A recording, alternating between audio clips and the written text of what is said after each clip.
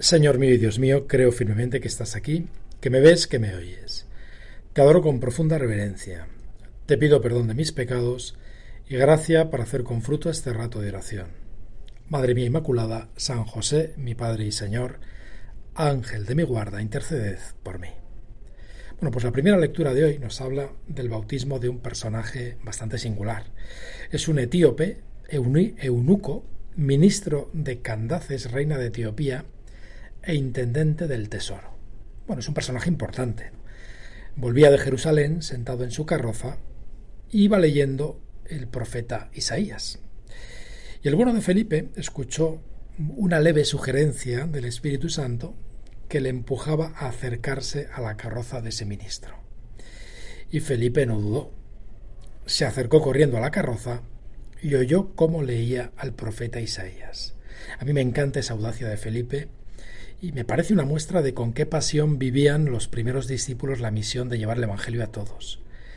Quizá a muchos se nos habría ocurrido ir, pero quizá también habríamos pensado, bueno, pues razones para no ir. Pero Felipe va corriendo sin miramientos. Se acerca al ministro y le pregunta si entiende lo que está leyendo. Bueno, pues el etíope, lejos de molestarse, agradeció mucho esa pregunta, y tanto es así que invitó a Felipe a subir a la carroza y a sentarse con él. Bueno, ¿cuántos corazones están esperando que nos acerquemos a ellos, ¿no? Pues yo que sé, un compañero de autobús o de tren, el dependiente que nos atiende, el taxista que nos lleva al aeropuerto. Y también nosotros hemos de aprovechar esas oportunidades y escuchar esas sugerencias del Espíritu Santo. Pues Felipe aprovechó el pasaje del profeta Isaías, que estaba leyendo el etíope, y le habló de cómo Cristo había muerto y resucitado, y también le hablaría de esa vida nueva que se recibe en el bautismo. Y de tal modo que el etíope empezó a desear esa vida nueva y en un momento del trayecto le dijo a Felipe, pues quizá al pasar por un riachuelo le dijo, mira Felipe, aquí hay agua, ¿qué dificultad hay en que me bautice? Pues así fue, mandó parar la carroza, bajaron los dos al agua y Felipe lo bautizó. Qué maravillosa escena, ¿no? Me encantan las escenas de los Hechos de los Apóstoles, ¿no? Un pagano recibiendo esa vida nueva que tú, Jesús, nos das y que es tu vida en nosotros. Vamos a rezar tú y yo por tantas personas que se han bautizado en esta Pascua o que están preparándose para el bautismo. Mira, en Francia, por ejemplo, en la reciente vigilia pascual, más de 7.000 franceses mayores de 18 años fueron bautizados, que es un 30% más que el año pasado. Y es el número más alto registrado hasta ahora. El aumento además ha sido especialmente fuerte entre los jóvenes y entre los neófitos ha bajado la edad media de 40 a 30 años en los últimos 10 años. Es impresionante. Hace poco unos amigos míos, pues que viven conmigo en un colegio mayor, estuvieron en Toulouse y el párroco de la Universidad de Toulouse, bueno, no el párroco de la universidad, un párroco que hay al lado, tenía cientos de chicos preparándose para el bautismo. En esa misma Francia, en la que recientemente se ha introducido el derecho al aborto en la Constitución, pues también, gracias a Dios, se va abriendo paso esa vida tuya, Jesús, esa vida del resucitado. Y bueno, también podemos rezar tú y yo por todos esos bautizados que sin embargo viven apagados, como si no hubiesen nacido a una vida nueva. Jesús, ¿qué puedo hacer yo para que esa vida nueva crezca en mí y en los demás? Y llene a muchos corazones de tu alegría y de tu paz, como llenó a este eunuco, etíope. En una conversación nocturna entre Jesús y Nicodemo, Jesús dijo a este judío honrado unas palabras misteriosas. En verdad te digo que si uno no nace de nuevo, no puede ver el reino de Dios.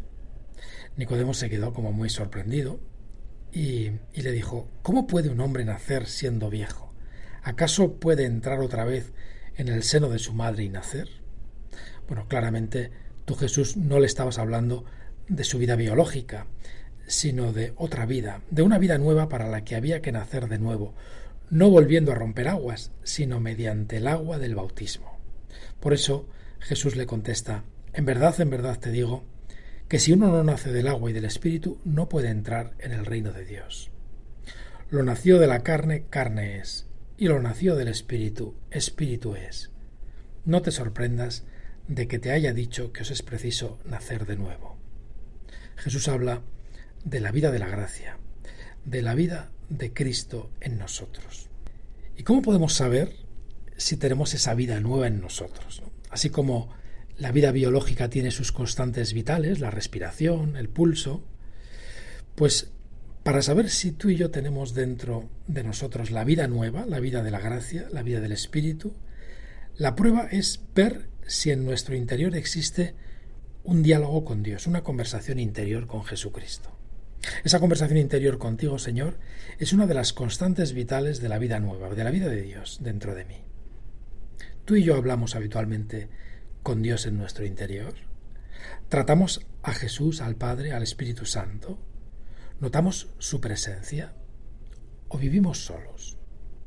Recuerdo que hace unos años, pues el entonces vicario del Opus Dei en Jerusalén me contó una anécdota sobre un judío que era historiador.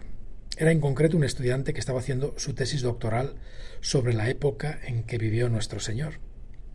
Y había estudiado, lógicamente, los documentos de la época, los historiadores antiguos, judíos, romanos. Y su director de tesis, en un momento dado, un profesor judío de una universidad hebrea, le aconsejó que tomase también como fuentes de estudio los evangelios de los cristianos, porque son libros muy fiables desde el punto de vista histórico, por la cantidad de copias y la antigüedad que tienen las mismas que se conservan. Pues este doctorando comenzó a leer los evangelios con bastante curiosidad, hasta el punto, decía él, que se enganchó bastante a ellos y los leía varias veces, pues de manera casi hasta obsesiva, ¿no? Como quien ve una serie y no puede dejar de verla. Bueno, pues al final tomó lo que necesitaba para sus investigaciones, y los guardó. Y sin embargo, meses después, los volvió a coger, volvió a engancharse como un adicto a la lectura de esos breves escritos cristianos. Bueno, el caso es que todos esos días de lectura habían influido en él más de lo que podía imaginar. Y un día se sorprendió a sí mismo hablando interiormente contigo, Jesús, de las cosas que iba a hacer ese día, de su mujer, de sus hijos. Y cuando se dio cuenta de que estaba hablando interiormente con Jesús, se asustó un poco y lo primero que pensó fue: me estoy volviendo loco. Pero como era una persona culta, se dio cuenta de que lo que estaba ocurriendo era otra cosa. Se estaba volviendo cristiano. Estaba hablando con Jesús, como si Jesús estuviera vivo, como si no fuese sencillamente un personaje histórico. Bueno, ante este descubrimiento, este hombre fue a ver al obispo de Jerusalén y terminó por bautizarse y por abrazar la fe católica, fe que había nacido en él de una manera un tanto misteriosa, ¿no? A través de los evangelios. Señor, yo también quiero que crezca en mí esa vida nueva, que llene todas las circunstancias de mi vida de una conversación amorosa contigo. En realidad todos los que dedicamos un ratito de nuestro día a hacer oración, como lo estás haciendo tú ahora mismo, estamos alimentando esa vida nueva que recibimos en el bautismo. Y también cuando frecuentamos la Eucaristía, pan de vida, estamos alimentando esa vida nueva. Y como toda vida, o aumenta o disminuye, no puede estancarse. Como toda vida necesita alimentarse. Y el alimento de esa vida tuya dentro de mí, Jesús, se obtiene mediante esas dos mesas: la mesa del pan y la mesa de la palabra, la Eucaristía y la oración. Yo creo que, no son fáciles de explicar estas cosas invisibles, ¿no? que ocurren en el alma. Pero quizá la mejor explicación de esa presencia de la gracia de Dios en el alma sea la alegría y la paz de quienes comienzan a vivir contigo, Señor. Hace unos años una chica estupenda, de gran corazón, que ahora está felizmente casada y tiene unos niños estupendos, pues comenzó a hablar conmigo y estaba bastante alejada de la fe, pero tenía ese gran deseo de llenar el vacío que se experimenta lejos de Dios. Comenzó a frecuentar los sacramentos y la oración y a los pocos meses decidió recibir el sacramento de la confirmación. Su madre notó el cambio en esta chiquilla, ¿no? Entonces era una universitaria. Así que comenzó también poco a poco a acercarse a Dios, su madre. Y en un momento dado, pues esta chica, esta universitaria, decidió que su padre fuese el padrino de confirmación. Le hacía mucha ilusión. Pero, resulta que sus padres no estaban casados, ¿no? Eran unas personas estupendas, pero nunca habían llegado a casarse. Y entonces quedamos a tomar una cervecita pues con ella y con sus padres. y para ver qué podíamos hacer. Y bueno, pues al final fui quedando con el padre de la chica para ir preparándole para ser padrino de confirmación, y fuimos hablando y le fui explicando pues un poco de catecismo, lo que significaba la fe cristiana. Bueno, este hombre era una magnífica persona, y lo es, pero tenía muy poca formación cristiana. Y me acuerdo que un día dentro de las catequesis le hablé de esta vida nueva, de la vida de la gracia, de cómo actúa dentro de nosotros, transformando nuestro corazón y hace que nos parezcamos a Cristo. Y a mí me parecía que eran unas explicaciones un poco difíciles, ¿no?, para una persona que no está familiarizada. Así que después de esa catequesis me acuerdo que le pregunté si se entendía de lo que estaba hablando.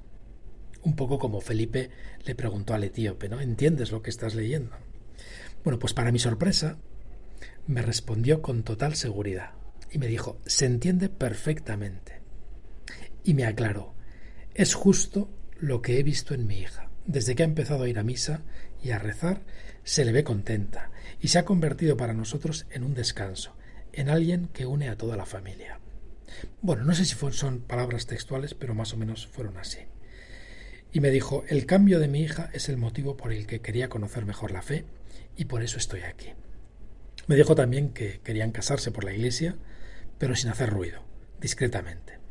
Y así fue como tú, Jesús, entraste en esta familia, como entraste en la familia del etíope de los Hechos de los Apóstoles. Pues Madre nuestra, Santa María, tú, como Madre de todos los creyentes, nos quieres dar vida, nos quieres llenar de la vida de tu Hijo. Pide por los que acaban de recibir esa vida nueva en esta Pascua del bautismo, y pide también por los que la recibimos quizá hace ya tiempo, para que nuestra vida esté fuerte y vigorosa.